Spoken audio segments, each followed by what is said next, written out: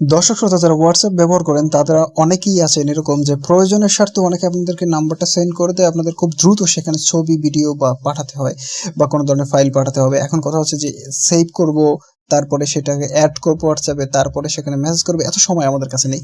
কিভাবে কাজটা দ্রুত করবো, দ্রুত করার জন্য আপনাদেরকে সিম্পলি একটা ট্রিক্স দেখিয়ে দিচ্ছি। আপনারা এখান থেকে চলে যাবেন হোয়াটসঅ্যাপে গিয়ে আপনারা এখান থেকে যেই নাম্বারে চ্যাটিং করতে যাবেন সেই নাম্বারটা আপনার নিজের অ্যাকাউন্টে সেন্ড করবেন। এই যে দেখুন, নিজের যে অ্যাকাউন্ট, যেমন এখানে আমার লেখা আছে ইউ, এরকম একটা নিজের অ্যাকাউন্ট সেন্ড করবেন। সেন্ড করার জন্য আপনারা এখানে যাবেন, নাম্বারটা লিখে দিবেন। জাস্ট ধরুন আপনি নাম্বারটা এখানে প্লাস আইকন দিয়ে তারপরে অর্থাৎ কান্ট্রি কোড থাকতে হবে, নাম্বারের আগে কি থাকতে হবে, কান্ট্রি কোড। যেমন আমি বাংলাদেশের কান্ট্রি কোড দিয়ে দিচ্ছি, তো আমি এখানে বাংলাদেশের কান্ট্রি কোড দিয়ে তারপরে এইখান থেকে জাস্ট নাম্বারটাকে সেন্ড করে দেবো।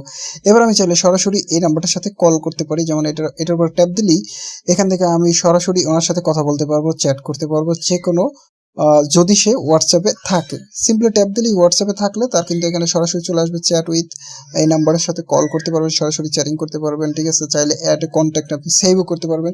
তো আপাতত আমাদের সেভ করার প্রয়োজনে সরাসরি চ্যাটিংয়ের প্রয়োজন। আমি এখানে ট্যাপ দিয়ে তার নাম্বারে যে কোনো ধরনের মেসেজ বা অন্য কিছু সেন্ড করে দিতে পারবেন। সরাসরি কিন্তু অ্যাকাউন্টটা চলে এসেছে। আমি এখানে চাইলে তাকে যে কোনো ধরনের মেসেজ, হাই, হ্যালো, যে কোনো কিছু পাঠাতে পারি। আবার এখান থেকে ব্যাগে চলে আসলাম।